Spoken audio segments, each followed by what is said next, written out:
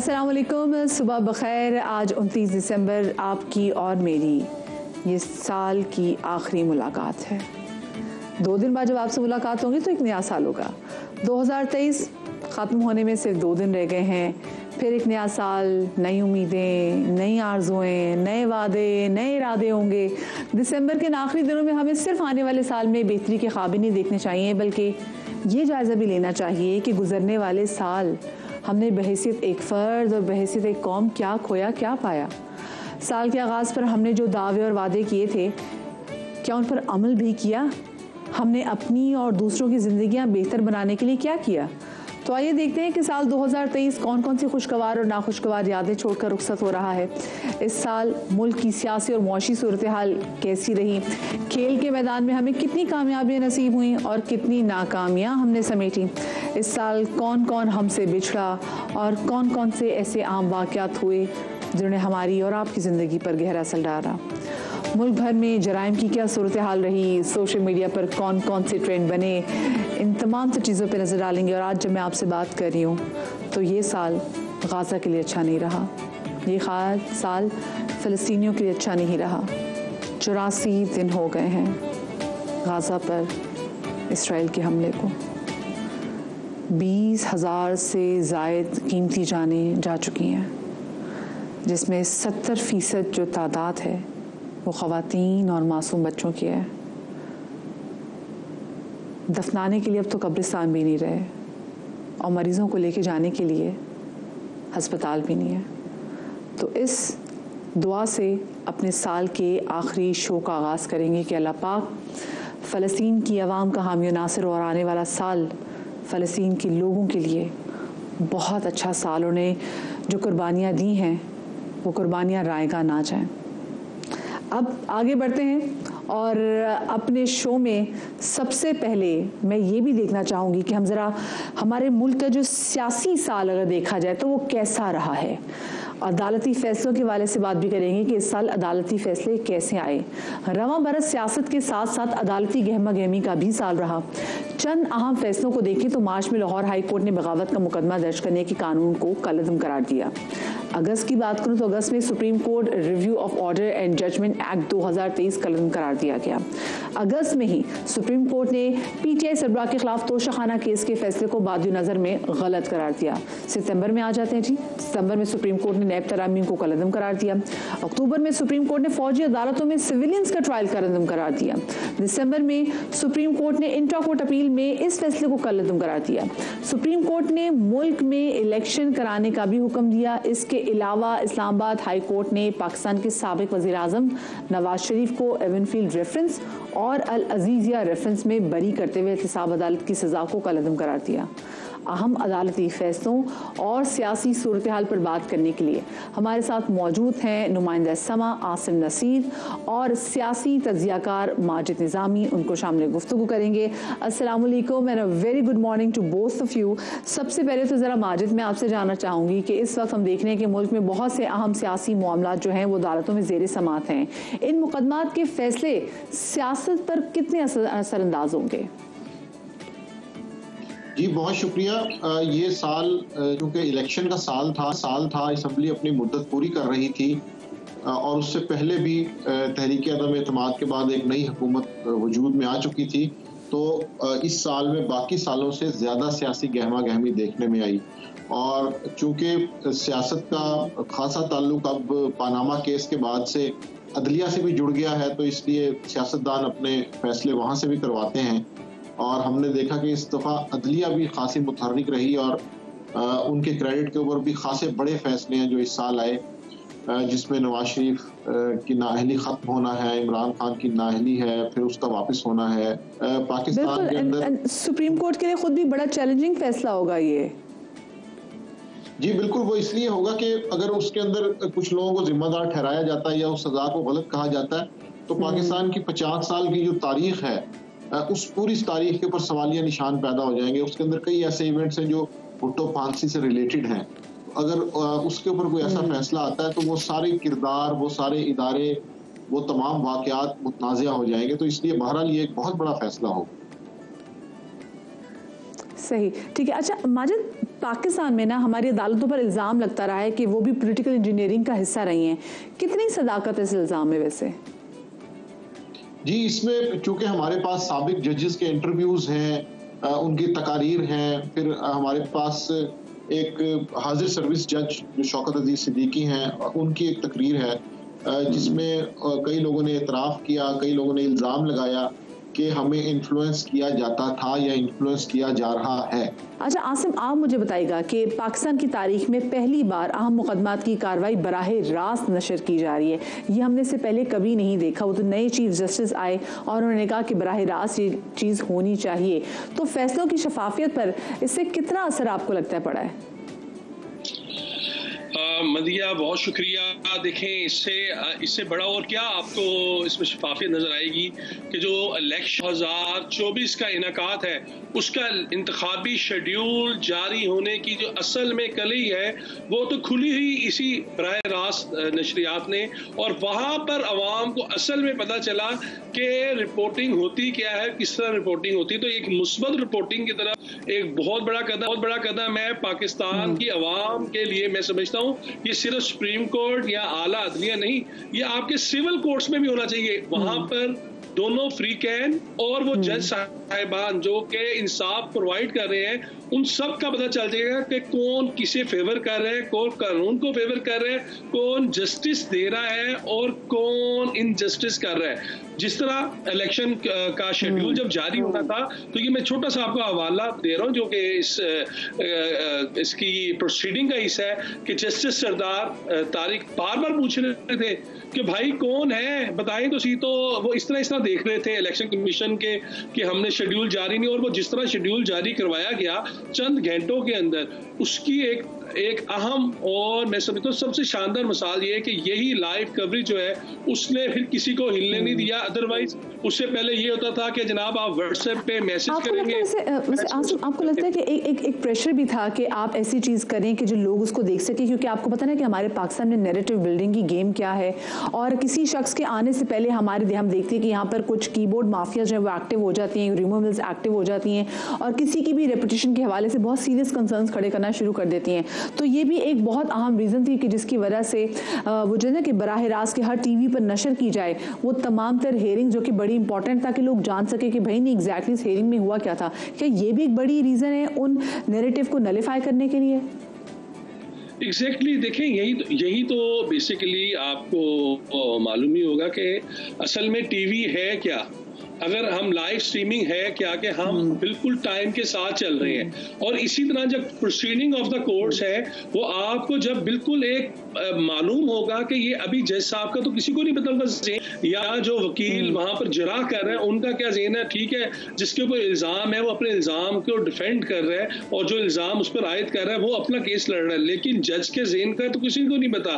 तो live coverage ने ये कर दिया कि जो नैरेटिव बिल्ड किया जाता था और जो जजेस के खिलाफ बहुत ज्यादा ये कहा जाता था कि वो इन्फ्लुएंस है, वो इन्फ्लुएंस खत्म हो जाएगा, ऑटोमेटिकली खत्म हो जाएगा, क्योंकि आपका सिस्टम ऑटो पे जब आ जाएगा और सबको पता होगा कि अब शफाफियत है, अब तो कोई चीज छुप नहीं सकती। अच्छा, मेरा ना आप लोगों से दोनों से सवाल है, क्योंकि आप दोनों जो है इस वक्त लाहौर में मौजूद है। लाहौर में आप देख रहे हैं कि जी इस वक्त कितना जबरदस्त सियासी जोड़ तोड़ चल रहा है, और वो जो कहते हैं कांटे का मुकाबला सही मजा तो पंजाब में देखने को आएगा।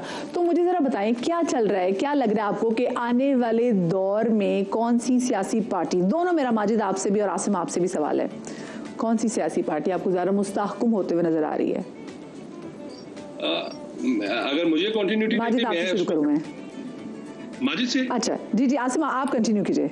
जी आसिम आप कंटिन्यू करें। हाँ देखिए, पाकिस्तान का जो सियासी सेटअप है इसमें ये माजिद उससे पता सेकंड करे ना करे, मेरी अपनी ओपिनियन उनकी अपनी है कि यहाँ पर ज़ात बरादरी बहुत ज़्यादा मैटर करती है, और सियासी जो कल्चर के अंदर हमारे खासतौर पर पंजाब में और हर जगह ही है, लेकिन पंजाब के अंदर बहुत ज़्यादा कि आपकी बरादरीज़म, आपके धड़ेबंदी, ये बहुत मैटर करते हैं। और मुझे ये लग रहा है कि जिस तरह इस वक्त सियासी एक बड़ा कंफ्यूज और बड़ा एक तनाव वाला जो सेटअप इसको जा रहा है, क्योंकि 2023 ऐसा हंगामा खेज ये साल था कि हमने वो चीजें होते देखी कि वो तो पहले कभी नहीं। बिल्कुल 2022 की अदम इत्मीनान के बाद आप देख लें, आप जुडिशरी में देख लें, आप ब्यूरोक्रेसी में देख लें, आप एस्टेब्लिशमेंट को देख लें, आप पॉलिटिकल पार्टीज को देख लें, हर चीज चेंज हो गई। कोई हर एक ऐसा दिन नहीं था जो न्यूज के लिए बोरिंग हो। हाँ माजिद, क्या लगता है आपको कि आने वाले साल में कौन सी पॉलिटिकल पार्टी जो है वो ज्यादा मुस्तहकम होती हुई आपको नजर आ रही है?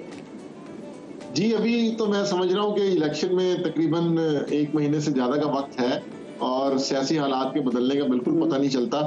मैं आसिम साहब की बात से एग्री करूंगा कि अभी प्रिडिक्शन या उस तरह से चीजों को सामने लाना खासा मुश्किल हो गया है। उसकी वजह यह है कि ये जो 2022 में जुलाई में पंजाब के अंदर 25 हल्कों में ज़िमनी इंतखाबात हुए थे, 20 हल्कों में, उस वक्त से ये धड़े बरादरी और इस सारी चीज को खासी ज़रब लगी है। मियांवाली, झंग, इन जैसे इलाकों के अंदर भी बड़े हैरान कुन रिजल्ट आए। तो उसके बाद से ऐसे लगता है कि अब ये जो प्रिडिक्शन और पेशीन गोई वाला काम है ये हमें सहाफियों को नहीं करना चाहिए। हमें सिर्फ और सिर्फ स्विंग स्टेट्स हो गई है पाकिस्तान की। क्योंकि उसकी वजह यह है कि अभी बिल्कुल इस टाइम मुस्लिम लीग नून की तैयारी तो बहुत अच्छी है, लेकिन उनको एक ही थ्रेट है, वो ये है कि क्या इलेक्शन डे के ऊपर पीटीआई का वोटर निकलेगा या नहीं निकलेगा। अगर वो निकल आएगा तो हालात बिल्कुल डिफरेंट हो सकते हैं। बहुत शुक्रिया जी। माजिद निज़ामी हमारे साथ मौजूद थे और हमारे नुमाइंदे आसिम भी हमारे साथ मौजूद थे। आप दोनों का बहुत शुक्रिया। सियासत के हवाले से तो बात कर ही ली, जरा मईशत के हवाले से बात करेंगे। साल 2023 में भी पाकिस्तान की मईशत की गाड़ी जो है वो पटरी पर नहीं आ सकी। डॉलर तारीख की बुलंद तरीन सतह पर पहुंचा, जिसकी वजह से जून में महंगाई में रिकॉर्ड 39% तक जा पहुंची थी। ताहम डॉलर और फिर अशिया की स्मगलिंग के खिलाफ क्रैकडाउन के बाद डॉलर कुछ काबू में आया। खुदा करके IMF से जो हमारा बेल आउट पैकेजेस के वाले से बार बार बात की जा रही थी और फिर उसके बाद सख्तियां भी की जा रही थी, वो भी मिल गया। 70 करोड़ डॉलर की दूसरी किस्त के लिए IMF का जायजा इजलास जनवरी में होगा। और तवानाई के बहरान, बिजली गैस की बढ़ती कीमतों और दरामदी खाम माल की महंगाई की वजह से इस साल भी सैकड़ों फैक्ट्रियां बंद हुई हैं। महंगाई, बेरोजगारी के तूफान से अब भी अवाम शदीद परेशान है। दूसरी तरफ हम देखें तो स्टॉक मार्केट में सरमायाकारों की वारे न्यारे हुए। 100 इंडेक्स तारीख की बुलंद तरीन सतह पर पहुंचा, जो इस बात को जाहिर करता है कि मुल्क की मईशत के हवाले से सरमायाकार काफ़ी पुरुम्मीद हैं। हमने दरमियान में फिर देखी कि करेक्शन भी हुई और तनज़्ज़ुली भी हुई, लेकिन चीज़ें स्टेबल रही। इस हवाले से हम बात करेंगे। हमारे साथ मौजूद हैं माहिर मईशत खाकान नजीब, उनको शामिल गुफ्तगू करेंगे। अस्सलाम वालेकुम खाकान एंड वेलकम टू सुबह का समा। खाकान, बस अब ये 2 दिन ही रह गए कि 2023 खत्म हो जाएगा और हम 2024 में एंटर हो जाएंगे। अगर ये साल देखा जाए 2023, तो मुल्क की मईशत के लिए कैसा रहा था? बिस्मिल्लाहिर्रहमानिर्रहीम, वालेकुम अस्सलाम, good to be with all of you. देखिए, पाकिस्तान के जो पहले 6 माह थे वो आई थिंक डिफ़िकल्ट थे इन द सेंस कि दुनिया की जो मईशत हैं वो भी स्लो हो रही थी, दुनिया में भी अफरात-ए-ज़र बढ़ रही थी और दुनिया के जितने भी सेंट्रल बैंक्स थे वो मॉनेटरी टाइटनिंग कर रहे थे। तेल की कीमत ने भी पाकिस्तान को इम्पैक्ट किया, रुपए की कदर की कमज़ोरी ने भी पाकिस्तान को इम्पैक्ट किया। तो ये तो सारे इंटरनेशनल फैक्टर्स थे। हम एक फ्लड की एक तबाही से आ रहे थे, उससे हमारी क्रॉप्स वीक थी, तो हमारी जो शरह नमू थी वो नेगेटिव हो गई, यानी कि जो मालियाती साल 2023 जून में हमने ख़त्म किया, ये कोई अच्छे हालात नहीं थे। IMF के प्रोग्राम को डिले करना भी उस वक्त आई थिंक अच्छा नहीं साबित हुआ और हमारे ज़र मुबादला के ज़खायर जो थे वो काफ़ी हद तक अनकंफर्टेबल सिचुएशन में चले गए। अब अगर आप इसका जायजा इस तरह से लें कि क्या हमने उसके बाद कोई रिकवरी शुरू की, तो आपको ज़रूर दिखाई देगा कि वंस IMF का प्रोग्राम हो गया तो हमें ज़र मुबादला के ज़खायर को कहाँ 4 अरब डॉलर से नीचे चले गए थे, इस वक्त तकरीबन 7 अरब डॉलर के करीब आ गए हैं। कुछ आपकी जो अफरात-ए-ज़र है उस पे उस तरह काबू नहीं पाया जा सका और उससे लोगों की जो तकलीफ है वो बढ़ती रही। ये बात बिल्कुल दुरुस्त है, इसमें कोई दो आरा नहीं है। इंटरनेशनल फैक्टर्स, पाकिस्तान की कमज़ोर पैदावारी सलाहियत और पाकिस्तान की जो शॉर्टफॉल्स इन सप्लाईज थी और फिर हमारी एनर्जी सेक्टर की इनएफिशिएंसीज, जिसकी वजह से जो तेल, जिसकी वजह से बिजली, जिसकी वजह से गैस की कीमतों में इतना इजाफा हुआ कि अफरात-ए-ज़र आज भी 29% के करीब है जो नवंबर में। और इनएफिशिएंसी सिर्फ हम अपने एनर्जी सेक्टर में तो नहीं देखते खाकान, ये तो इनएफिशिएंसी हमारे बहुत सारे सेक्टर्स में हम आई, हमने देखा है, उसकी वजह से हमने हमेशा सफ़र किया है। अगर ये आप पूरी इस स्ट्रक्चर को आगे पाकिस्तान की जो स्टेट स्ट्रक्चर है देखें, तो आपकी बात में इस तरह वजन है कि हमारी इकोनॉमिक्स गवर्नेंस, हमारी पॉलिटिकल गवर्नेंस, हमारी सोशल सेक्टर गवर्नेंस, इन सारों में it leaves a lot to be desired. यही सोच के अगला साल शुरू करना चाहिए। इलेक्शन ईयर भी है, यही सोच के शुरू करना चाहिए कि कहाँ खड़े हैं, कितने बच्चे पाकिस्तान में स्टंटेड हैं, पॉपुलेशन ग्रोथ 2.5% से ऊपर है, 80-90 लाख नया बच्चा हर साल पैदा कर रहे हैं। अच्छा, मुझे ये बताएं खाकान, जैसे उम्मीद दिलाई जा रही थी कि 60-70 अरब डॉलर की बैरूनी सरमायाकारी पाकिस्तान आने का इम्कान है, इस सिलसिले में वैसे क्या पेशरफ्त हुई है? तो अगला साल जो है वो पाकिस्तान के लिए इस तरह डिफाइनिंग होना चाहिए कि इकोनॉमिक गवर्नेंस को बेहतर बनाते हुए बैरूनी सरमायाकारी जो कि हम कोशिश कर रहे हैं mines and minerals, agriculture, IT में, डिफेंस प्रोडक्शन में और पाकिस्तान के उन स्पेशल इकोनॉमिक जोन्स में from China, from Middle East, Saudi Arabia, UAE, इन सब से लें ताकि हमारे ज़र मुबादला के ज़खायर जो हैं उनको तक़वियत मिले और हमारा करंट अकाउंट का खसारा हम संभाल सकें। इलेक्शंस का कितना इम्पैक्ट होगा चीज़ों को चेंज करने में? पाकिस्तान की पॉलिटिकल पार्टीज आज पॉलिटिक्स में नहीं आई, ये सारी political parties have been there for 30-40 years. I think इनको इतना मैच्योर एक्ट करना चाहिए, इनको break away from the past इस सूरत में जरूर करना चाहिए कि the policies that have not worked in the past are not going to work in the future. और कलीदी बात यह है कि ऐसी टीम बनाइए, ऐसे लोगों को लाइए जो थोड़ा सा तो सेक्टर स्पेशलाइजेशन समझते हो, क्योंकि हालात मुश्किल भी हैं, रिफॉर्म ब्रॉडर भी चाहिए, डीपर भी चाहिए। ये टैलेंट गवर्नमेंट में लाइए, मेरिट गवर्नमेंट में लाइए, और ये मौजूद नहीं है, ये आपको हायर करना पड़ेगा। और पॉलिटिकल पार्टीज पे, एस्टैब्लिशमेंट पे इस चीज का बहुत बड़ा ओनस है कि अगले इलेक्टोरल साइकिल में ओवर द 5 इयर्स वो पाकिस्तान में दूध और शहद की नदियां तो नहीं बहा सकते, बट जहां पे खड़े हैं वहां से बहुत बेहतर सिचुएशन में आ सकते हैं। मुझे बताएं, स्टॉक मार्केट अभी हमने देखा है कि इस महीने बड़ा जबरदस्त मार्केट में जो सेंटिमेंट रहा है, आगे आप इसको कैसा देख रहे हैं? क्या यही सेंटिमेंट हम 2024 में भी लेके जाएंगे? बहुत बड़ा टेल विंड था, आईएमएफ हो गई, कुछ पाकिस्तान में आपने डी डॉलराइजेशन की, स्मगलिंग रोकी, तो एक सर्टेनिटी क्रिएट हुई। उस सर्टेनिटी ने स्टॉक मार्केट में 50 से 55% जो है प्रॉफिट्स दिए। Good luck to people who have made money. Pakistan की स्टॉक मार्केट बहुत नीचे थी, हिस्से बहुत सस्ते थे, अब एक डिसेंट लेवल पर आ गए हैं।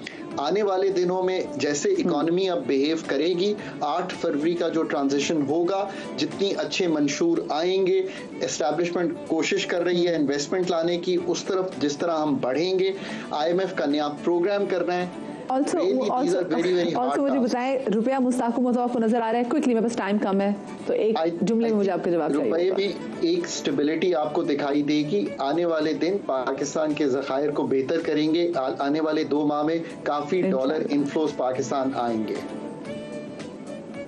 इंशाल्लाह। बहुत शुक्रिया जी, खाकाना जी हमारे साथ मौजूद थे।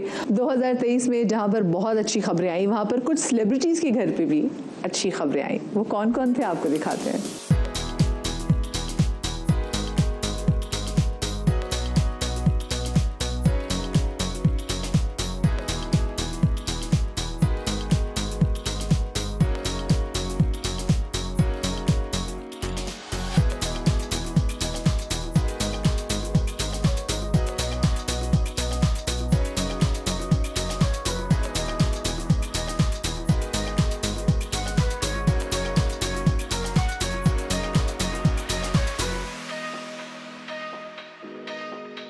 मुझे एक छोटी सी यहाँ पे ब्रेक लेनी है, ब्रेक के बाद वापस आते कहीं मजा आएगा।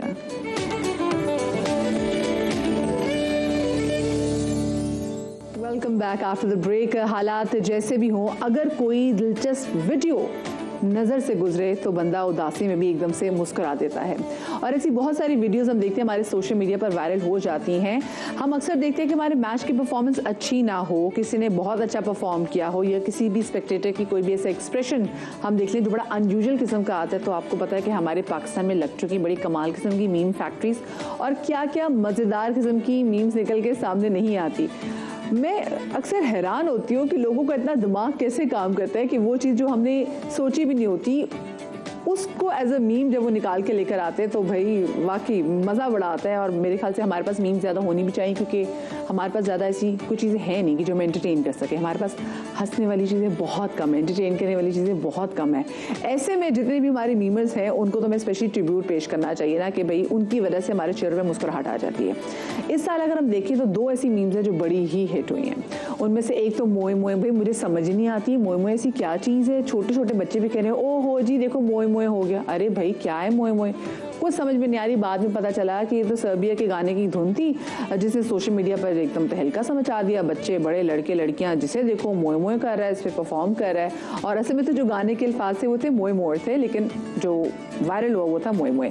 देन इंडिया की जनाब एक खातून जिनका नाम था जस्मीन कौर, वो उनकी अपनी बुटीक थी, वहाँ वो कपड़े बेचती थी, उसकी बनाती थी ज़बरदस्त वीडियोस। तो उनका एक जुमला, so beautiful, so elegant, just looking like a wow, just looking like a wow, इसकी मीम्स बन गई। और फिर हमने देखा कि इन मीम्स ने तो दुनिया के कहाँ कहाँ किस किस कोने में लोगों को मुतासिर नहीं किया। तो ये ज़रा मैं जानना चाहूँगी भाई, ये जो मीम्स की गेम होती है क्या गेम होती है, और इस साल और ऐसी कौन सी मीम्स हैं जो कि बनी है, उस हवाले से बात करेंगे। हमारे मीम्स के चैम्पियन जो है हमारे साथ मौजूद हैं, जो कि मीम्स बनाने में जनाब पाकिस्तान में सबसे आगे हैं, और वो है पाकिस्तान के फेमस मीमर माजिद खान। अस्सलाम वालेकुम माजिद एंड वेलकम टू सबका समा। Walaikum assalam. First of all, I would like to thank you for inviting me. अच्छा माजिद, मुझे नहीं लगता था कि ऐसा कोई टाइम आपने भी सोचा होगा अपनी जिंदगी में कि आप एक जबरदस्त किस्म के पाकिस्तान के नंबर 1 मीमर बनेंगे। नहीं, ऐसा बिल्कुल भी नहीं सोचा था। एक्चुअली ये जो है अनएक्सपेक्टेडली हुआ है, क्योंकि मेरा ये कोर बिजनेस नहीं है, मेरी एक क्वालिफिकेशन ऑब्वियसली इसके लिए कोई होती नहीं है, तो ये कभी सोचा नहीं था, बस इज्जत मिल गई। अच्छा माजिद, मुझे बताएं इस साल पाकिस्तान की कौन सी ऐसी मीम है जो कि सबसे ज्यादा हिट गई है? पाकिस्तान की सबसे ज्यादा हिट जाने वाली मीम है प्रोग्राम तो बढ़ गया।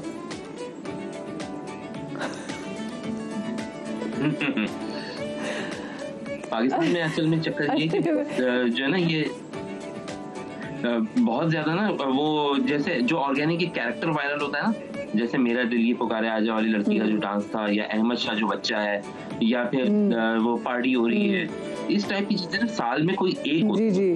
ठीक है, आप अख्तर लावा को कैसे भूल गए? अख्तर लावा लास्ट ईयर 2022 के। जी जी जी जी जी बिल्कुल बिल्कुल, लेकिन ऑफ कोर्स वो अपने साल में एकदम आए और छा गए। हाँ बिल्कुल, वो उस साल के थे। तो हर साल इस तरह का एक कैरेक्टर हमारे पास आ रहा होता है, एक से ज्यादा नहीं देखने मिलता। आप देखते हैं इस साल का जो लकी विनर था वो कोई भी नहीं बन सका वैसे एक्चुअली ना। पिछले साल तक तो बहुत रहे। हाँ। अगले साल होप करते हैं कि कोई नया बनेगा।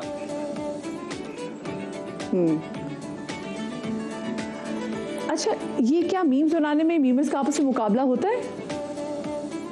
नहीं, देखिए क्रिएटिविटी ना मुकाबला नहीं हो सकता। कोई भी एक बंदा बनाएगा, रेस्ट विल ज्वाइन हिम।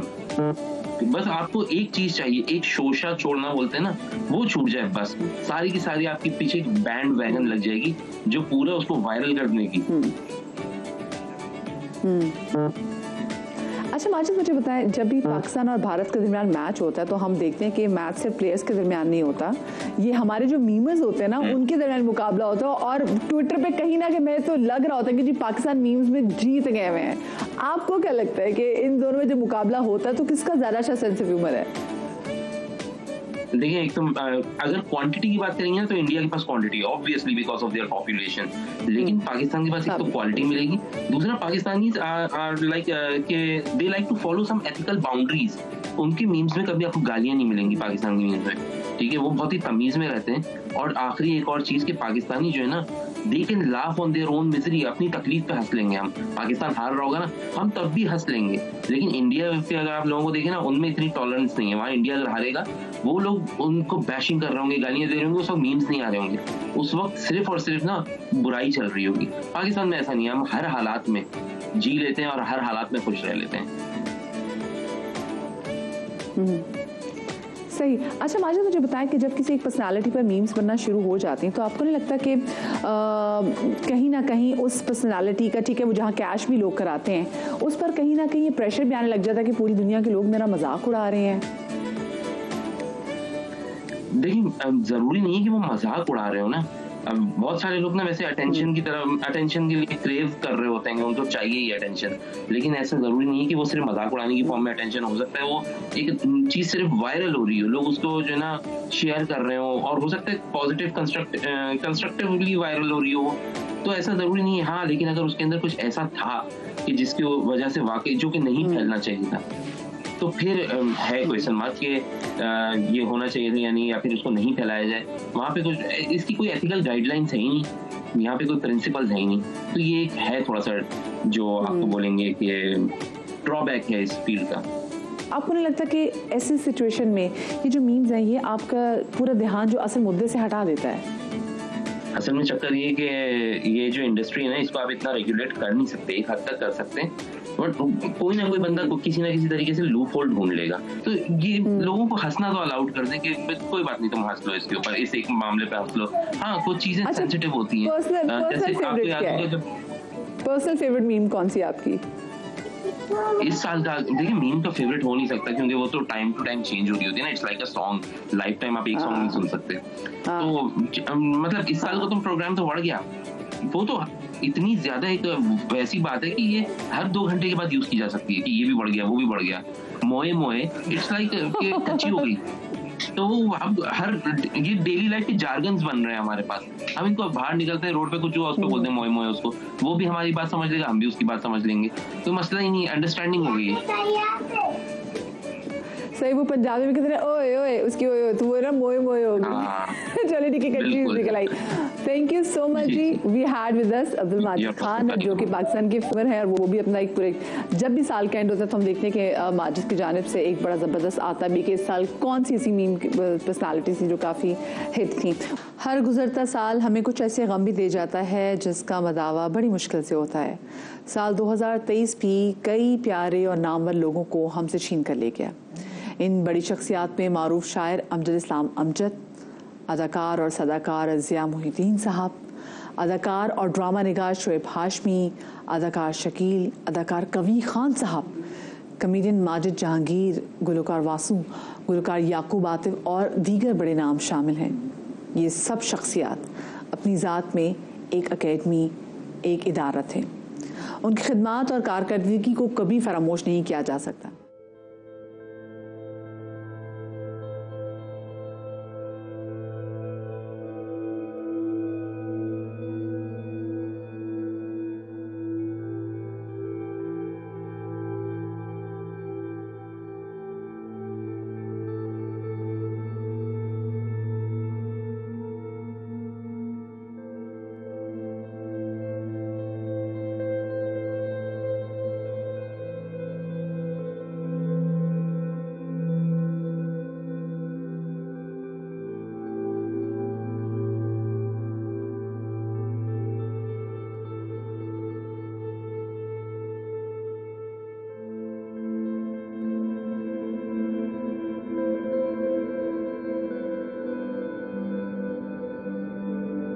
छोटी सी यहाँ पे ब्रेक लेनी है, ब्रेक के बाद वापस आते हैं। आप लोग कहीं मत जाइएगा।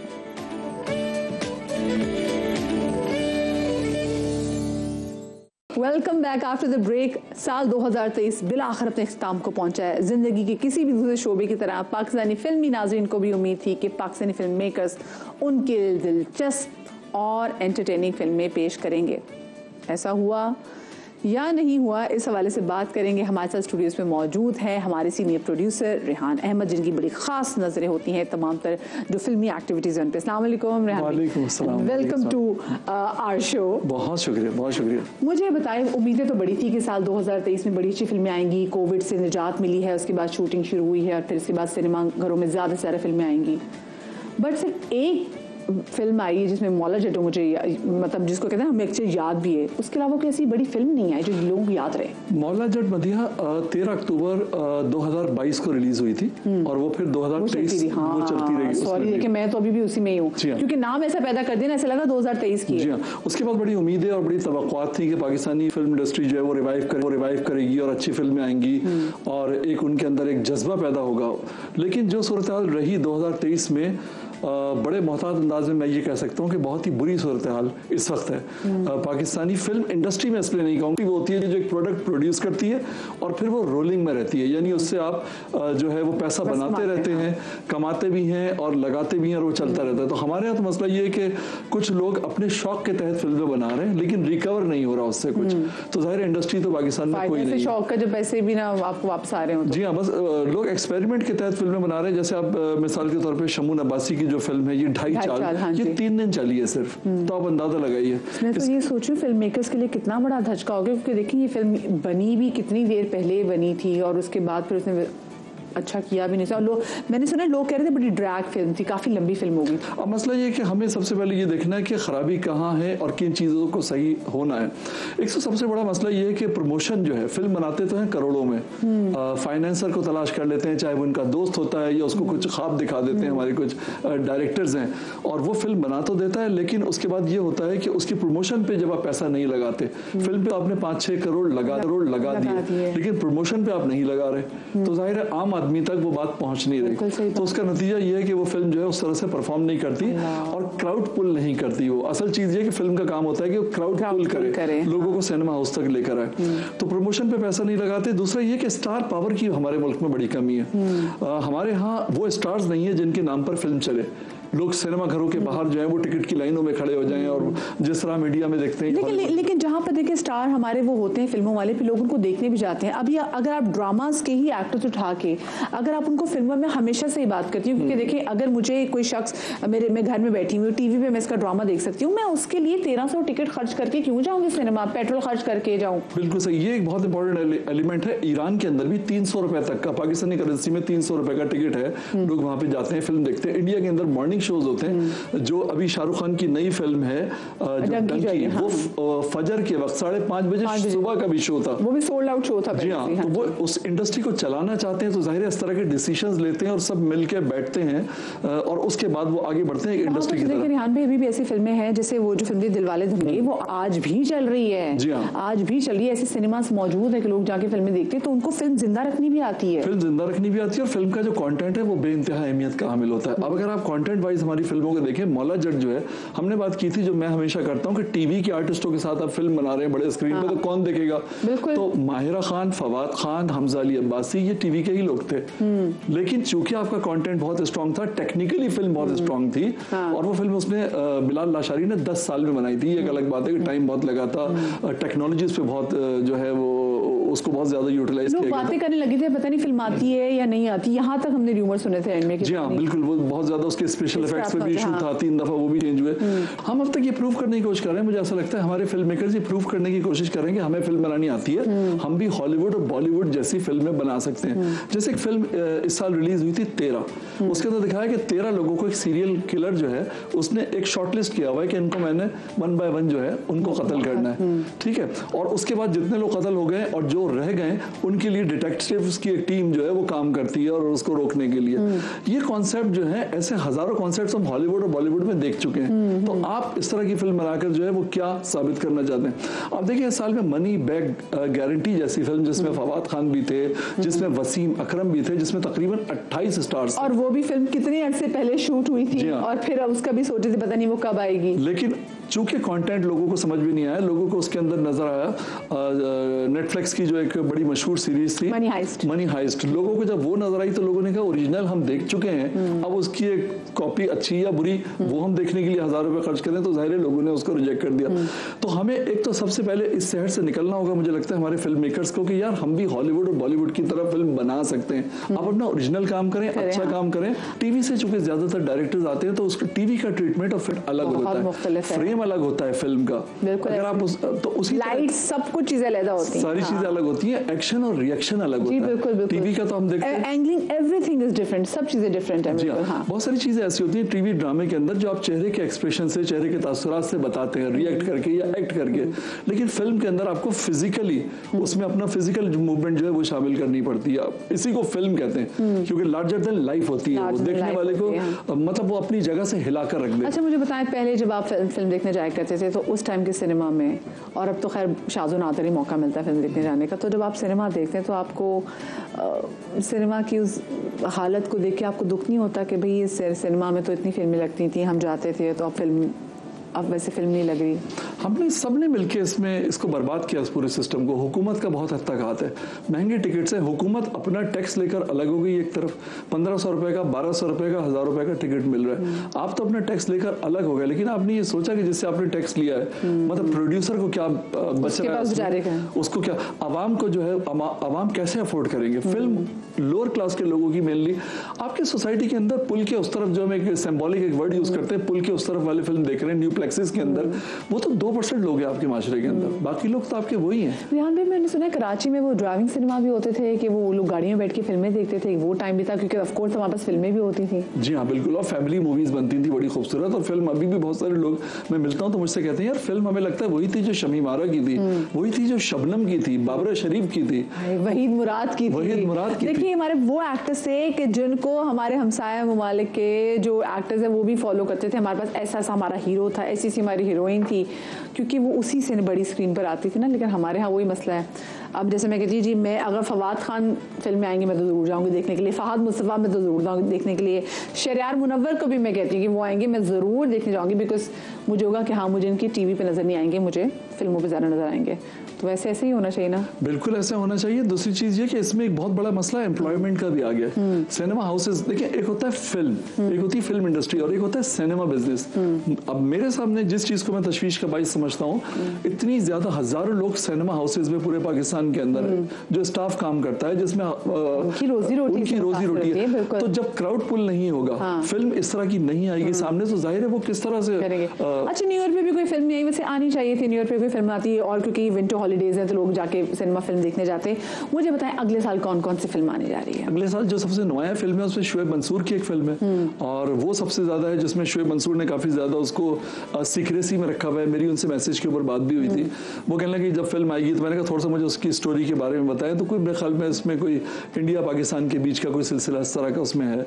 और बाकी नायाब भी आ रही है। नायाब तो बिल्कुल सही है, नायाब बड़ी जबरदस्त फिल्म है, जावेद शेख साहब को बड़ी उससे तवक्कुआत हैं, और यार तो इतना अच्छा उसका, मुझे वो पोस्टर बड़ा जबरदस्त लग रहा है। लेकिन बात वही है, अगर आप प्रमोशन नहीं करेंगे सही तरीके से फिल्म को और लेकर नहीं चलेंगे, दूसरी बात ये कि अगर एक दो फिल्में कामयाब भी हो गई तो उससे आप सिनेमा बिजनेस को नहीं चला सकते।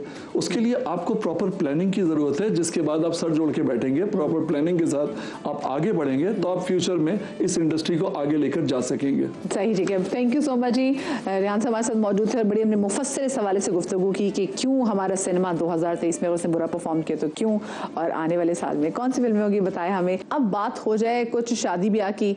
इन दिनों भी शादियों का आपको पता है सीजन चल रहा है, हर गली, हर मोहल्ले, हर खानदान में किसी ना किसी के आंगन में शनाइयाँ बज रही हैं। मुझे तो लग रहा है कि उन लोगों की भी शादियाँ इस साल हुई हैं जिनकी शादियाँ कई सालों से नहीं हुई थी। अच्छा, इस साल कई मारूफ शख्सियात ने भी अपने हम सफ़र का इंतखाब करके नई जिंदगी की शुरुआत की। शोबिज़ और खेल के कौन कौन से सितारे शादी के बंधन में बंधे हैं, आपको इस हवाले से एक रिपोर्ट दिखाते हैं।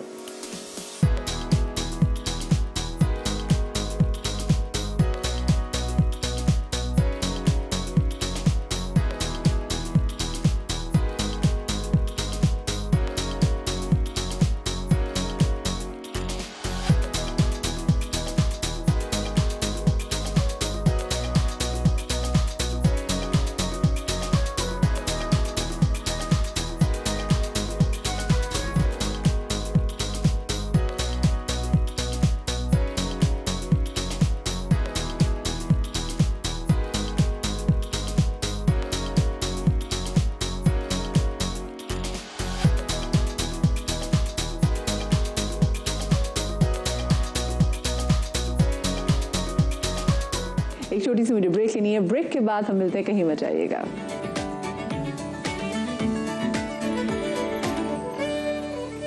और साल के आखिरी दिन मैं ज़रा चाहूँगी कि हम जायज़ा ले लें कि हमने खेल के मैदान में भी क्या कुछ मार के मारे हैं। और अगर मैं खेल के मैदान की बात करूं, स्पेसिफिकली क्रिकेट की बात करूं, तो मैं खुशियां कम और गम तो बहुत ही ज़्यादा मिले। 2023 पाकिस्तान क्रिकेट के लिए मायूस कुन साल रहा। जनवरी में शाइन कीवीज़ के शिकार बने। न्यूजीलैंड ने 47 साल बाद पाकिस्तान में वनडे सीरीज़ जीती। चेक करें, उन्होंने रिकॉर्ड बना लिया। तारीख में पहली बार अफगानिस्तान ने पाकिस्तान को T20 सीरीज हराई। अप्रैल की बात करें तो अप्रैल में कीवीज फिर पाकिस्तान आए। इस मरतबा शाहीनों ने पिछला उनसे उधार चुकाया। जुलाई में पाकिस्तान ने श्रीलंका को पहली बार उसी के मैदान पर क्लीन स्वीप किया। अगस्त की मैं बात करूं तो अगस्त में पाकिस्तान ने अफगानिस्तान को वनडे सीरीज में व्हाइट वॉश किया। एशिया कप की अगर मैं बात करूं तो पाकिस्तान को भारत और श्रीलंका के हाथों शिकस्त हुई, बड़ा दिल टूटा। देन कौमी क्रिकेट टीम फाइनल भी नहीं खेल सकी। वर्ल्ड कप की अगर बात करूं तो वर्ल्ड कप में तो हमारा बहुत ही ज़्यादा दिल टूटा है जनाब। कौम को बड़ा मायूस किया हमारे शाहीनों ने और पाकिस्तान टीम 4 मैच ही जीत सकी। और तो और ग्रीन शर्ट्स को अफगानिस्तान ने भी जेर कर दिया। इमेजिन, मतलब अफगानिस्तान के प्लेयर्स को हमने ही ट्रेन किया था। देयर वाज अ टाइम हमारी पीसीबी, हमारी क्रिकेट के अकेडमी से ही वो ट्रेन होके गए हैं, उन्होंने भी हमें हरा दिया। चेक करें आप जरा। और वर्ल्ड कप के बाद बाबर आजम ने तीनों फॉर्मेट की कप्तानी छोड़ दी। शान मसूद टेस्ट कप्तान बने और उनकी कप्तानी में पाकिस्तान को ऑस्ट्रेलिया के हाथों पहली टेस्ट में बुरी तरह से शिकस्त हुई। पाकिस्तान टीम की कारकर्दगी पर बात करते हैं। सीनियर स्पोर्ट्स सदियाकार मिर्जा इकबाल बेग हमारे साथ मौजूद हैं, उनको शामिल गुफ्तगू करेंगे। अस्सलाम वालेकुम मिर्जा इकबाल बेग साहब, बहुत शुक्रिया आपका कि आपने सुबह का समय को वक्त दिया। कुछ मैंने भी राउंड अप देने की कोशिश की मेरे नाज़रीन को, अगर भूल गई थी कुछ गम की बातें तो मैं उनको याद दिला दूं। आप बताएं मजमूई तौर पे क्रिकेट के लिए क्या ये साल इतना ही बुरा रहा या कुछ अच्छी चीजें भी हुई हैं? बहुत बहुत शुक्रिया मदिया आपका। दरअसल आपने जिस तरह शुरू में बताया, वाकई में ये साल पाकिस्तान क्रिकेट के लिए ज्यादा अच्छा नहीं रहा। सिर्फ 4 टेस्ट मैचेस हमने खेले थे और अभी एक टेस्ट मैच होना बाकी है जो कि मेलबर्न में शुरू हो रहा है, तो 5 टेस्ट मैच पूरे साल में। फिर सबसे बढ़कर ये कि पाकिस्तान क्रिकेट में एडहॉकिज्म का राज रहा। गुज़िश्ता बरस 22 दिसंबर को रमीज राजा को हटाकर उबूरी एक क्रिकेट मैनेजमेंट कमेटी बनाई गई जिसके सरबराह नजम सेठी साहब थे, वो गए, ज़का अशरफ आ गए। तो आप समझ लीजिए पूरा साल पाकिस्तान क्रिकेट वेंटिलेटर पर रही। कोई प्रॉपर चेयरमैन नहीं था पाकिस्तान क्रिकेट का, जिसकी वजह से क्रिकेट के मामलात बजाय बेहतरी की तरफ जाने के अबतरी की तरफ चले गए। और अगर आप परफॉर्मेंस देखें तो हमने 4 टेस्ट मैचेस खेले इस साल और उसके अलावा हमने 25 वनडे इंटरनेशनल मैचेस खेले, जिनमें से हम 14 जीते, लेकिन 14 में से हम कुछ कमजोर टीमों के खिलाफ भी जीते। नेपाल के खिलाफ जीते, न्यूजीलैंड की एक सेकंड स्टैंड टीम पाकिस्तान आई थी उसके खिलाफ जीते। तो हमारी वनडे में भी कारकर्दगी इतनी मयारी नहीं रही। और अगर आप T20 इंटरनेशनल मैचेस की बात करें तो अगर आप एशियन गेम्स के 3 मैच निकाल दें जहां पर के बी टीम गई थी, तो हम 8 T20 इंटरनेशनल मैचेस खेले। अफगानिस्तान से जिस तरह आपने मदिया जिक्र किया कि हम मार्च में अफगानिस्तान से शारजा में T20 सीरीज 2-1 से हारे। तो ये साल पाकिस्तान क्रिकेट के लिए इतना अच्छा नहीं रहा। 3 चीफ सेलेक्टर आए, बहुत 3 चीफ सेलेक्टर आए। पहले शाहिद आफरीदी बने, फिर उसके बाद जो है वो इंजमामुल हक चीफ सेलेक्टर बने। कुछ अरसे के लिए जो है वो तौसीफ अहमद का ऐलान किया गया, फिर उसके बाद वहाब रियाज बन गए। तो स्टेबिलिटी नहीं थी, मुस्तकिल मिजाजी की कमी नजर आई और जिसकी वजह से पाकिस्तान फिर तुम ये भी कह सकते हैं ना मिर्जा साहब कि ये 2023 जो है वो तब्दीलियों का साल था। तब्दीलियों की वजह से हमने बड़ा भुगता। बिल्कुल, तब्दीलियों की वजह से बड़ा भुगता और उसकी वजह ये कि कोई प्रॉपर चेयरमैन नहीं है। जैसे 3 साल के लिए कोई चेयरमैन हो तो वो अपने इख्तियारात का इस्तेमाल करके क्रिकेट को बेहतर समत की तरफ ले जाए, लेकिन यहाँ तो हर आदमी आता है, वो अपने चक्कर में रहता है कि मैं बादशाह सलामत बन गया हूँ, सारे फैसले मैंने करने। तो वो एडहॉक पे, जिस तरह मैंने बताया ना कि वेंटिलेटर पे पाकिस्तान क्रिकेट है और जिसकी वजह से, इन तब्दीलियों की वजह से पाकिस्तान क्रिकेट को बेपनाह नुकसान पहुंचा। अच्छा मुझे बताइए, चले आपने अल्लाह करे हमारी क्रिकेट थोड़ी बहुत बेहतर परफॉर्म करना शुरू करें, हमारे क्रिकेटर्स के साथ क्या इशू है? चले हम ये बात कर लेते हैं। और बहुत सारे बोर्ड्स वगैरह की समझ में आती है कि चले ठीक है वहाँ पे तब्दीलियाँ बहुत हुई। हमारे साथ तो होता भी है ना कि जब एक बंदा आता था उसने एक चीज़ बनवाई, जब दूसरा आएगा तो वो सारी चीज़ उखाड़ेंगे फिर नई चीज़ बनाएंगे। लेकिन प्लेयर्स की कारकर्दगी जो है वो कहाँ पे स्टैंड करी है? हमारे प्लेयर्स ने कोई एक्स्ट्रा ऑर्डिनरी क्यों करके नहीं दिखाया इस साल? बिल्कुल आपने सही निशानदेही की। सिर्फ क्योंकि 25 हम वनडे खेले तो उनमें 2 प्लेयर्स हमारे ऐसे थे कि जिन्होंने 1000 से ज्यादा रन किए, बाबर आजम और मोहम्मद रिजवान। और अगर आप देखें बॉलिंग के शोबे में तो 42 विकेटें वनडे में शाहीन शाह अफरीदी की थी और 40 विकेटें हारिस रऊफ की। हमारे यहाँ जो नया टैलेंट नहीं आया, हमने शिकस्त के डर से कमजोर टीम के खिलाफ अपने पुराने खिलाड़ियों को आजमाया, जिसकी वजह से कोई नया लड़का नहीं आ सका। लेकिन सऊद शकीर ने इस साल बड़ी अच्छी परफॉर्मेंस दी, डबल सेंचुरी उन्होंने बनाई, अपने आप को मनवाया। लेकिन प्लेयर्स की अगर आप मदिया कारकर्दगी की बात करें तो प्लेयर्स की कारकर्दगी की बुनियादी वजह पै दर पै तब्दीलियां, उनको इस बात का खौफ कि हम टीम में रहेंगे कि नहीं रहेंगे, एक मैच के बाद बाहर हो जाए। देखें उनकी कारकर्दगी समझ में आती है, लेकिन फिटनेस का जरा मुझे बताएं, इनकी फिटनेस भी इतनी हमारे लड़कों की खराब रही है, उसकी बड़ी वजह क्या है? देखिए उसकी वजह ये है कि पहले Pakistan cricket board fitness test लिया करता था, जब मिकी आर्थर थे, यो टेस्ट और बहुत सारे टेस्ट लिया करता था, लेकिन फिर उसके बाद वो खत्म ही कर दिया गया। हॉकी के बारे में चाहूंगी, हॉकी के वाले से बात करें तो मुझे बताएं कि हॉकी जो हमारी क्यों अभी तक इतनी ज़बूहाली का शिकार है, ये समझ में नहीं आती कि एक ऐसी गेम जिसमें वो कहते हैं ना यदे तूला रखते हैं और उसके बाद नाउ वी स्टैंड नोवेयर।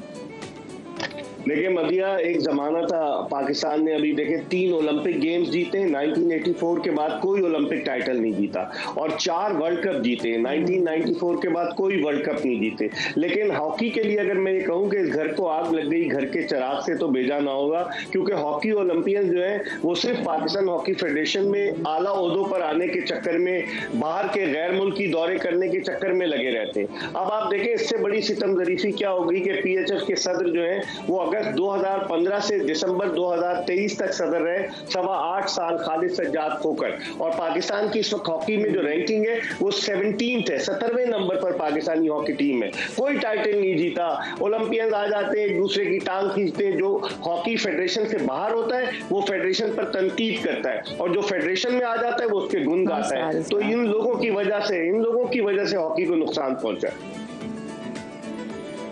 सही। अच्छा, जूनियर स्क्वॉश में लेकिन हमने नाम बनाया है, वी आर डूइंग गुड। मुझे लगता है स्क्वॉश का एक बार फिर से शायद वो रूज देखें जो पहले जमाने में होते थे। जी हमजा।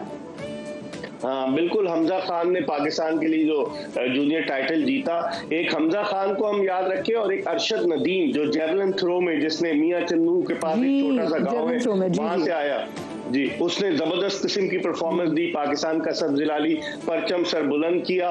तो बस ये 2-3 जो इंडिविजुअल गेम्स है ना, जैसे स्क्वाश की मैंने बात की, जैसे स्नूकर की बात की, तो इन गेम्स में हमारी कारकर्दगी बेहतर रही, जेवलिन थ्रो की बात की, लेकिन बाकी ओवरऑल टीम गेम्स में हम जो है वो डिटीरिएशन की तरफ गए, बिल्कुल जवाल की तरफ गए। साथ में एक और चीज जिसको कवरेज की जरूरत है, वो हमारी खवातीन की जो वुमेन क्रिकेट टीम है उसको भी है, उसने भी तो वैसे इस साल अच्छी कारकर्दगी दिखाई है। मतलब मैं तो बड़ी खुश हूँ, न्यूजीलैंड की टीम को जरा फेंटा, चाहे इतना ज्यादा मार्जिन से नहीं, ऑफ कोर्स कम मार्जिन के साथ ही जीते, बट एटलीस्ट जीते तो सही।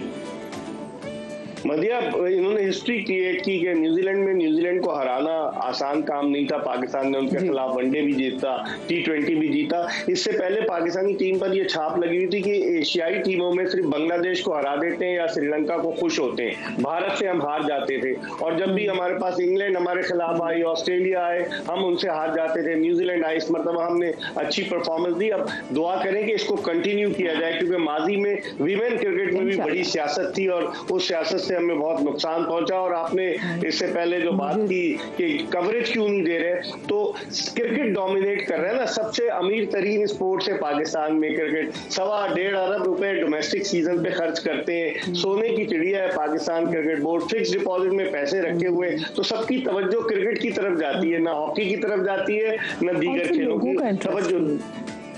बिल्कुल सही बात कह रहे हैं। चलिए जी, अल्लाह करे कि अब ये जो तब्दीलियां हैं वो बहुत ज़्यादा ना हो और हमारे जो खिलाड़ी हैं उनकी फिटनेस के वाले से काम किया जाए। जो आपने बोला ना कि मिकी आर्थर के टाइम में काफ़ी इनके ज़्यादा टेस्ट होते थे, वो टेस्ट होना लाजिम है, वरना इतने यंग हमारे प्लेयर्स हैं, इतने ज़बरदस्त हमारे प्लेयर्स हैं, वर्ल्ड क्लास प्लेयर्स बन सकते हैं, लेकिन अगर फिटनेस अच्छी ना हुई तो इनका करियर ख़त्म हो जाएगा। बहुत शुक्रिया जी, मिर्ज़ा इकबाल बेग साहब मौजूद थे, बड़े मुफस्सल तरीके से हमने बात की, दिल खोल के। मैंने तो अपने क्रिकेट के दुखड़े रोए, आपको पता है मैं क्रिकेट की कितनी फ़ैन हूँ और ऑलरेडी मैं बड़ी हार्ट ब्रोकन हूँ। माशाल्लाह से हमारी टीम की जो परफॉर्मेंस आए दिन रहती है, फिर उसके बाद मैंने कहा चलो मैंने सोचा मैं क्रिकेट से निकाल के ना कहीं और लगाऊं, फिर मैंने कहा कहाँ लगाऊं मैं, बाकी भी अच्छी परफॉर्मेंसेस नहीं है। फुटबॉल की आपने सुना वो क्या बता रहे थे सिचुएशन, हॉकी भी आपने देखा कि किस तरीके से वो भी सियासत का शिकार हो गया और बहुत सारी ऐसी चीज़ें। But yes, I love javelin throw और मेरे ख्याल से थ्रो और मेरे ख्याल से यही जो है ना हमें गेम आगे थ्रू कर देगी। मुझे एक छोटी सी ब्रेक लेनी है, मैं ब्रेक के बाद वापस आती हूँ, कहीं मत जाइएगा।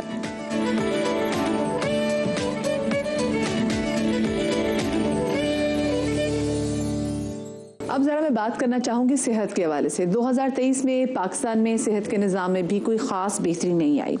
अगर मैं इस साल के आखिरी महीने के हवाले से बात करूँ, क्योंकि आपको पता है कि दिसंबर का महीना होता है और सर्दियाँ बहुत होती हैं कराची में, तो क्योंकि बारिश होती ही नहीं है, तो बारिश ना होने की वजह से भी बहुत सारी वायरल बीमारियाँ जो हैं वो फूट पड़ती हैं।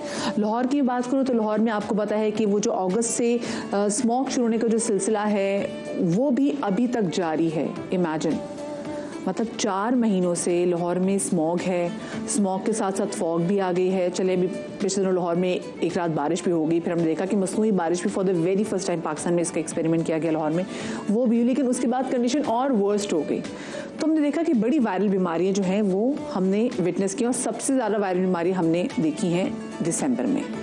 तो ओवरऑल कैसा रहा सेहत के एतबार से पाकिस्तान में रहने वालों का ये साल, इस हवाले से बात करेंगे। हमारे साथ स्टूडियोज़ में मौजूद हैं इन्फेक्शन डिजीज़ के एक्सपर्ट डॉक्टर फरहान ईसा, उनको शामिल गुफ्तगू करेंगे। अस्सलाम वालेकुम डॉक्टर साहब एंड वेलकम टू सुबह का समा। वालेकुम अस्सलाम जी, thank you so much for inviting मी।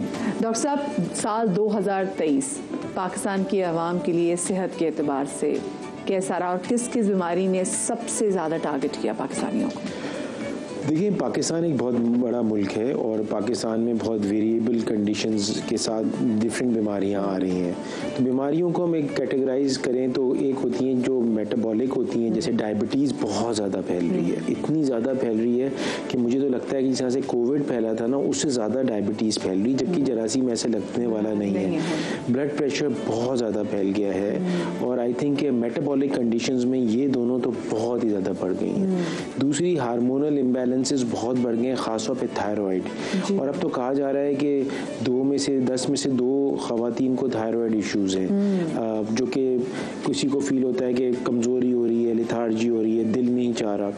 चौथी चीज़ जो है वो साइकोलॉजिकल चैलेंजेस बहुत बढ़ गए हैं और मैं समझता हूँ डायबिटीज़ और ब्लड प्रेशर भी उससे जुड़ा हुआ है। स्ट्रेस फैक्टर्स बहुत बढ़ गए हैं एंड कुछ हमारे माहौल के हिसाब से हैं, कुछ सियासत के हिसाब से भी हैं कि गवर्नमेंट चेंज हो रही है तो बिजनेस डैमेज हो रहा है, डॉलर ऊपर जा रहा है and these are the challenges.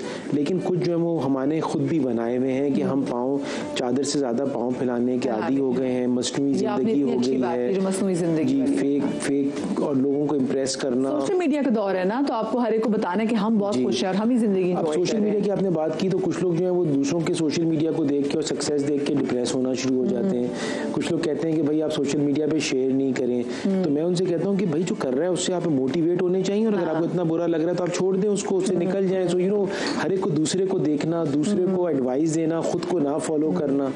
जरासीमों की अगर हम बात करते हैं तो जरासीमों में कोविड अभी तक है, दुनिया में अभी एक नया वेरिएंट है कोविड का जो फैल रहा है, JN1 नाम है उसका। और अब अमेरिका में बल्कि जो कोविड के केसेस थे जो पॉजिटिव आ रहे हैं उनमें तकरीबन 44% अब JN1 के आ रहे हैं और उनको भी क्वारंटीन करवा रहे हैं। नहीं, अभी क्वारंटीन नहीं करा रहे, अभी ये वायरस ऑफ इंटरेस्ट है, यानी कि ये फैल तो रहा है लेकिन इससे जो डेथ्स होती थी या लिथैलिटी थी वो कम है अभी अल्हम्दुलिल्लाह। लेकिन उसको ऑब्जर्व किया जा रहा है, मॉनिटर किया जा रहा है। इन्फ्लुएंजा आया था, उससे कितने लोगों की जान ले ली थी और उसके बाद अब हमें फ्लू होता है, नॉर्मल चल फिर तो कितना मसला। ये हम समझते हैं एक्चुअली इन्फ्लुएंजा से अभी भी डेथ्स होती हैं बहुत ज़्यादा और अमेरिका में तो बहुत ज़्यादा होती हैं, तभी फ्लू शॉट सालाना लगना ज़रूरी है, एल्डरलीज में लगना ज़रूरी है। अगर आज आप किसी को सुने ना कि एल्डरली थे उनकी डेथ हुई, आप मालूम करिएगा किस वजह से हुई, तो ज़्यादातर आपको सुनने में आएगा कि बहुत से वन ऑफ द रीजन जो होगा वो निमोनिया की वजह से हुई, वो वन ऑफ द रीजन है।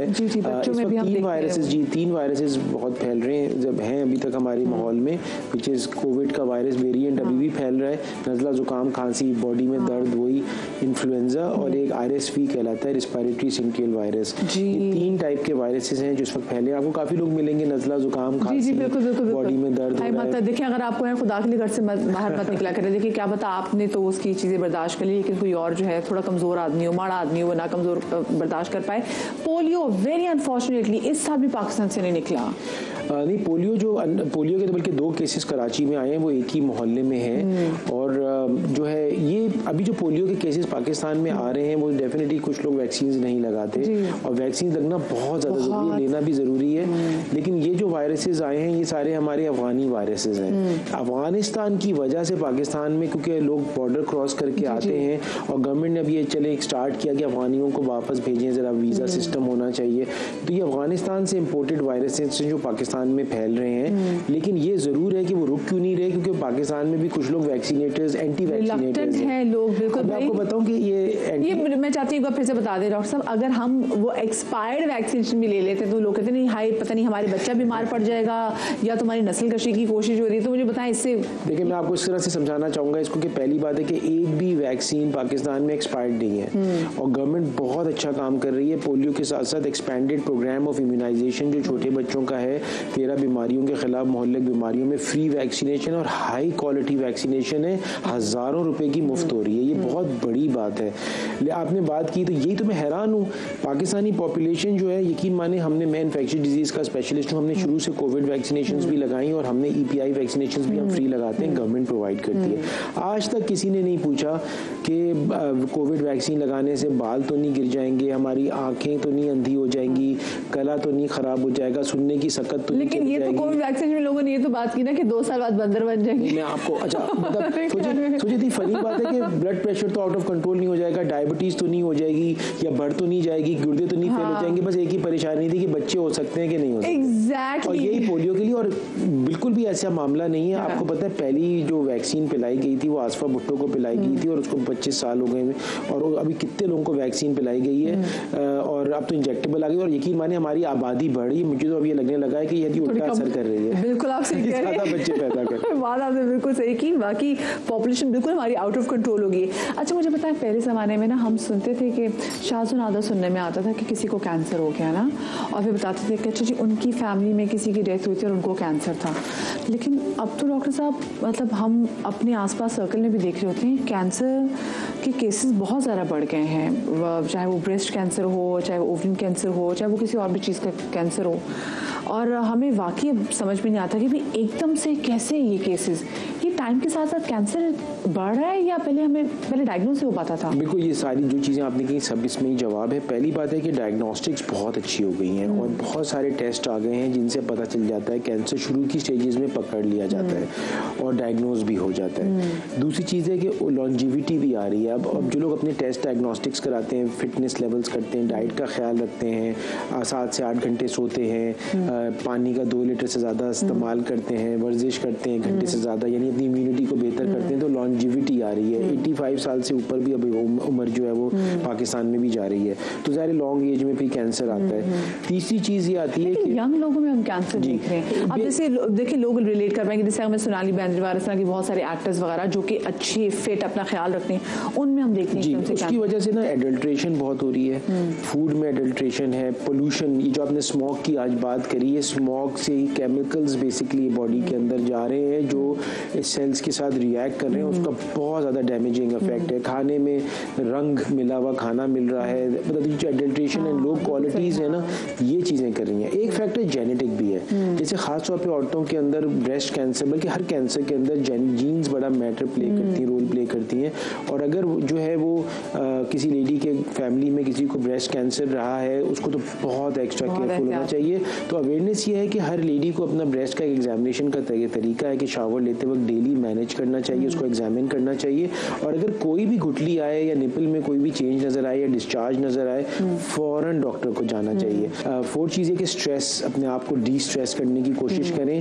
कोविड में मैं आपको बताऊं, आपने कोविड की बात की, तो जब हम एक्सपो सेंटर में जो 5 कोर ने आर्मी ने एस्टैब्लिश किया था, वहाँ पे काम कर रहे थे, तो हमने लोग ज़ाहिर बंद थे उस वक्त, एक तरह से देखा जाए आइसोलेशन में थे, तो हमने उनसे कहा कि आप अपने पुराने दोस्त को, किसी ने कहा मेरे भाई से 5 साल से बात नहीं हुई है, किसी ने कहा मेरे दोस्त से मेरी मुलाकात नहीं हुई है, जिन लोगों ने अपने पुराने लोगों से कांटेक्ट किया, ताल्लुकात अफवाह किए, बॉन्डिंग की और एक अपने गुस्से को कम किया, आना को किया डाउन और टॉलरेंस की, वो सब जल्दी से एहतियात हो गए। तो आई थिंक अगर हम टॉलरेंस हो जाए, लोगों को बर्दाश्त करें और जज नहीं करें, तो आई थिंक हमारी सेहत बहुत बेहतर होगी। मुश्किल आपने काम किया है लोगों को, लेकिन मेरे ख्याल से अगर ये कर ले तो इसमें हर्ज कोई नहीं है, बट हाँ you need to let go things, forgive करना सीखें, वरना ही आप मूव ऑन कर सकेंगे। पुरानी चीज़ों को पकड़ेंगे तो आपने कहाँ मूव ऑन करना है भाई, नया साल शुरू होने वाला है, तो आपको भी नए साल के मुताबिक खुद को ज़रा तैयार करना है।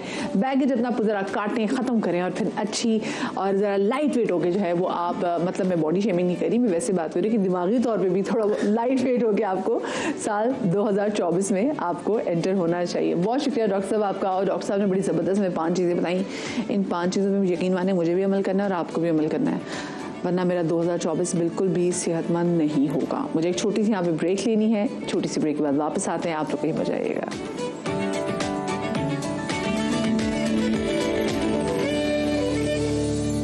और अब ज़रा बात कर लेते हैं कि हमारे मुल्क में अमन अमान की सूरत हाल कैसी है। खुसूसी तौर पे अगर मैं कराची के हवाले से बात करूँ तो कराची वालों के लिए ये साल 2023 पिछले सालों से बिल्कुल मुख्तलिफ नहीं था। हमें लगता है ना कि शायद हो सकता है कि गुज़रते वक्त के साथ हालात थोड़े बहुत बेहतर हो जाएं, लेकिन वो हालात बेहतर हुए नहीं हैं।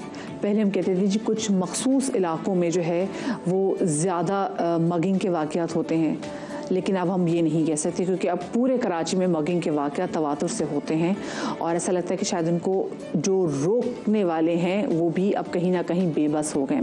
लाहौर की सिचुएशन के हवाले से भी बात करूँगी कि लाहौर में ये साल कितना बेहतर रहा। और आपको पता है क्योंकि अब जैसे साल का आखिरी दिन है, न्यू ईयर भी आने वाला है, क्या कुछ तैयारियाँ की गई हैं कि कोई खुदा न खासा कोई अनफॉर्चुनेट वाक़या पेश आए, उस हवाले से बात करेंगे। स्टूडियोज़ में हमारे साथ मौजूद हैं कराची से हमारे चीफ क्राइम रिपोर्टर अहमद और लाहौर से हमें ज्वाइन कर रही हैं एसपी सिद्रा। आप दोनों को मैं अपने शो में खुश आमदीद कहूँगी। सबसे पहले तो अहमद मैं आपसे जानना चाहूँगी, कराची वालों के लिए ये साल अगर मैं पिछले साल से कंपेयर करूँ तो क्राइम को लेके कैसा रहा? जी देखिए, अफसोस के साथ कहना पड़ेगा कि ये साल जो गुजरा है ये भी पिछले साल जैसा ही रहा। तकरीबन 2254 के करीब जो है वो शहरियों से गाड़ियां छीन ली गई या चोरी कर ली गई उनकी। इसी तरह 57,000 से ज़ायद लोगों से मोटरसाइकिलें छीन ली गई या चोरी की गई। 27,000 लोगों से मोबाइल फ़ोन्स गन पॉइंट पर छीने गए। सिर्फ ये नहीं कि लोग अपनी अमलाक से महरूम हुए, तकरीबन 129 अफराद जो हैं वो डकैती मज़ाहमत पर कत्ल किए गए और ये तादाद गुज़िश्ता 7 सालों में सबसे ज़्यादा है। गुज़िश्ता 7 सालों में सबसे ज़्यादा है। मतलब पिछले साल अगर हम बात करें तो ये 108 अफराद जो है वो डकैती मज़ाहमत पर कत्ल हुए थे, फिर ये फिगर बढ़कर 129 पर आ गई। माजी में 74, 54, 45 ये फिगर्स रहती थी, लेकिन हर कुछ हम ये देखते हैं कि हर बड़ा हाथ मुनशियात का भी है क्योंकि हम देख रहे हैं कि किस तरीके से जो ड्रग एडिक्टेड होते हैं जो उनको भी हम बंदूक दे देते हैं और उसके बाद फिर वो भी आके जब मगिंग के वाक़यात करते हैं तो फिर उनको तो कोई खौफ नहीं होता, वो ज़्यादा फिर लोग मारते हैं। अच्छा देखिए, कराची का अलमिया ये कि कराची में मंशियात उगती नहीं है ना, यहाँ पर लाई जाती है। अब उसके लिए बॉर्डर सील किए जा सकते हैं, चेकिंग की जाती है, चेक पोस्टें आती हैं 22 तकरीबन, लेकिन उसके बावजूद ऐसे रास्ते भी मौजूद हैं जो कि कच्चे के रास्ते हैं जिनसे ये स्मगलिंग जो है वो की जाती है। और इसी तरह कराची से जो गाड़ियां और चोरी मोटरसाइकिलें होती हैं उनके बारे में भी यही कहा जाता है कि वो या तो अंदरूनी सिंध चली जाती हैं या फिर बलूचिस्तान चली जाती हैं। तो हम ये सवाल करते हैं इंतजामिया से कि क्यों चली जाती हैं। मतलब अगर शहर में 40,000 से ज़ायद पुलिस एहलकार मौजूद हैं तो क्या वजह है कि बॉर्डर एरियाज को सील नहीं किया जाता, वहां पर चेक पोस्ट नहीं बनाई जाती, वो कच्चे के रास्ते बंद नहीं किए जाते?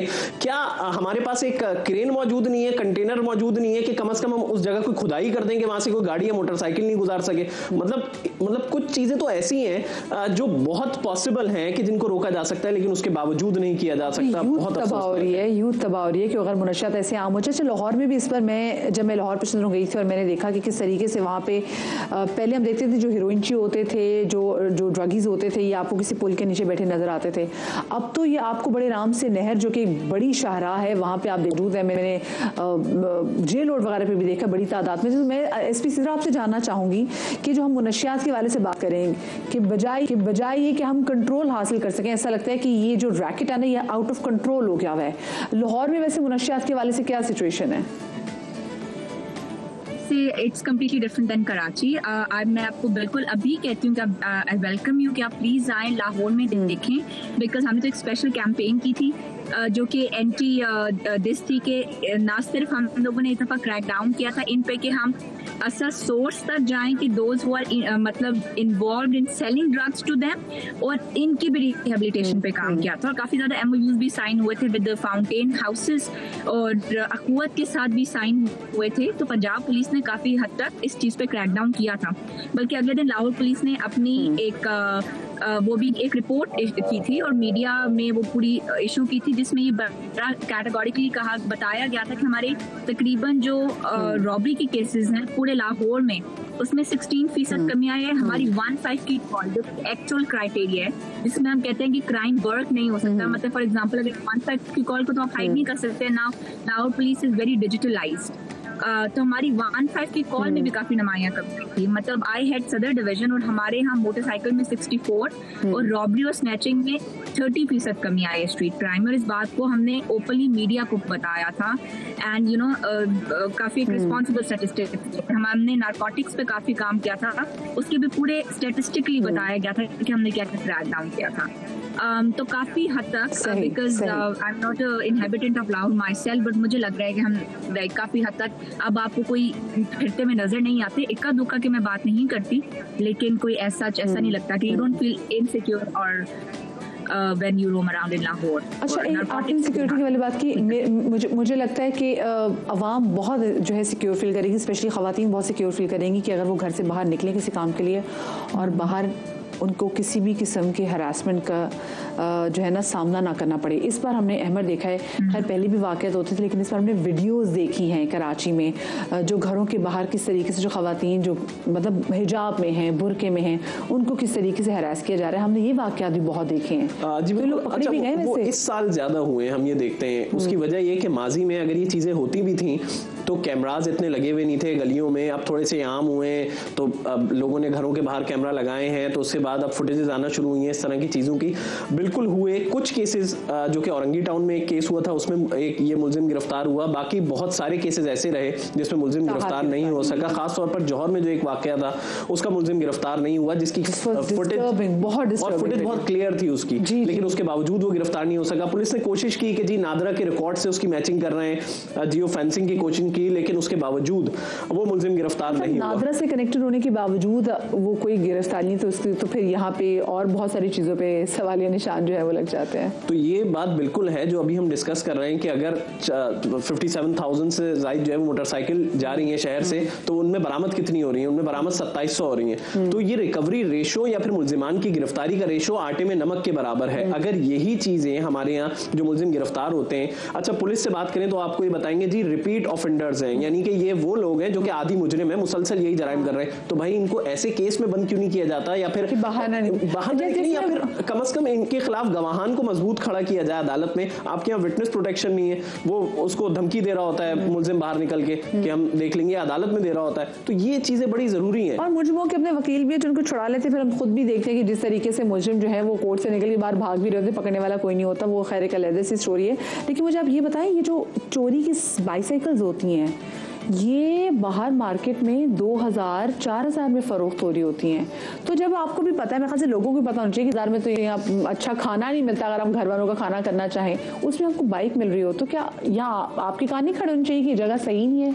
लोगों को चाहिए कि उनको सस्ती चीज़ फराहम हो जाए, मिल जाए किसी तरह, तो वो ये सोचते हैं कि जी चलें अगर कम रेट में दे रहा है तो ख़रीद लेते हैं। और फिर मसला यहाँ पर कराची में ख़ास तौर पर ये कि रजिस्टर्ड मोटरसाइकिलों का नंबर नहीं है। यहाँ पर हम 100 रुपये देकर अपना नंबर प्लेट जो है वो मोटरसाइकिल की खुद बनवा लेते हैं यहीं चौक से। तो अब आपकी मोटरसाइकिल पे क्या नंबर लगा हुआ है, कोई ट्रैफिक पुलिस वाला अगर आपको रोकता भी है तो वो कागजात चेक करके ज़्यादा से ज़्यादा जाने देगा, या फिर बहुत सारे लोग तो जी उनको रिश्वत देते हैं और फिर वहाँ से निकल जाते हैं। ये इल्जामात भी आयद होते हैं ट्रैफिक पुलिस पर। तो कोई रजिस्टर्ड मोटरसाइकिलों पर नंबर होगा तो ये पता होगा ये किसकी मोटरसाइकिल है, ये किसके नाम पर है।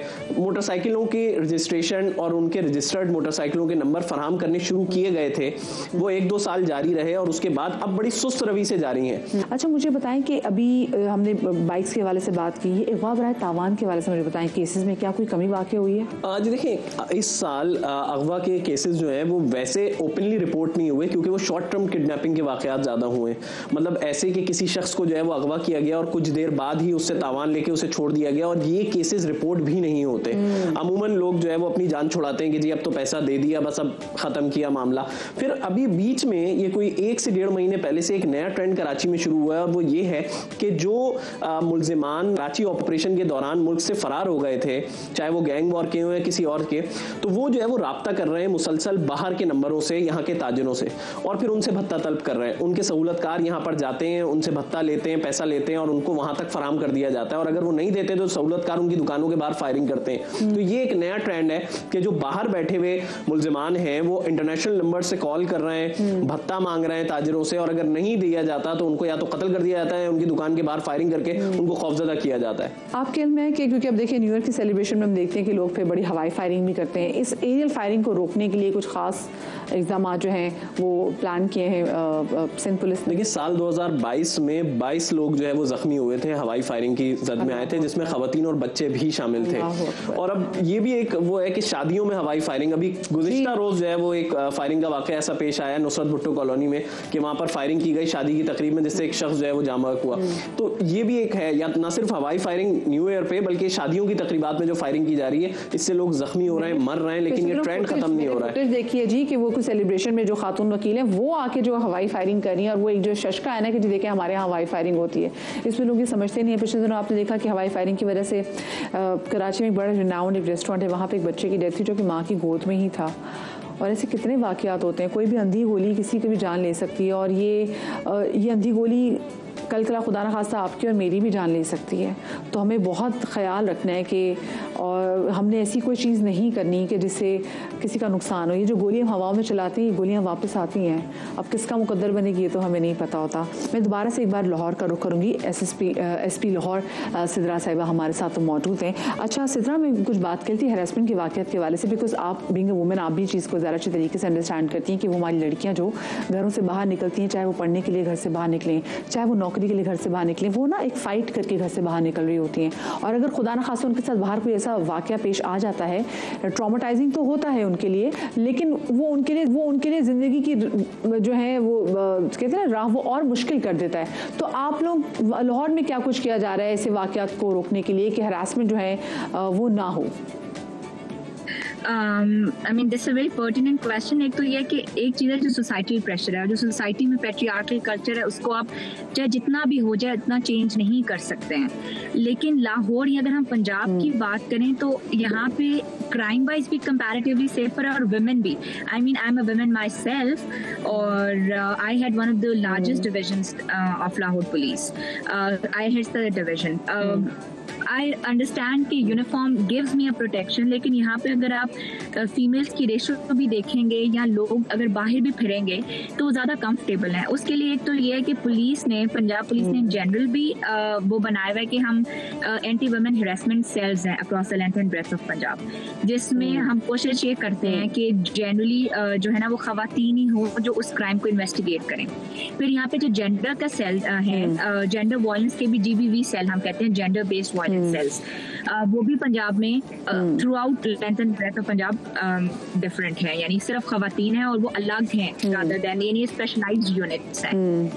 और इसके अलावा हम वुमेन की कंप्लेंट्स को we take them very seriously. तो जो लेजिस्लेटिव पीस ऑफ वर्क इधर है वो try to implement them in its letter and spirit. चलिए ठीक है जी, सिद्रा मेरे साथ मौजूद थी और कोशिश यही है, दुआ यही है कि अल्लाह पाक 2024 को हमारे लिए बेहतर कर दे। हमने इस साल बहुत कुछ खोया, कुछ पाया भी, लेकिन याद उसी को रखना है जो कि हमने पाया है और सबक उसी से लेना है जो हमने खोया है। कोशिश कीजिएगा खुदारा कि जब आप अपनी न्यू ईयर की सेलिब्रेशंस बनाएं तो ऐसी कोई चीज़ ना करें कि जिससे किसी को नुकसान पहुंचे, जैसे हवाई फायरिंग। अपना बहुत सारा ख्याल रखिएगा, शाद रहिए, आबाद रहिए, अल्लाह पाक आपको औलाद के गम से महफूज रखे। अगले साल आपसे मुलाकात होगी। अल्लाह हाफिज़।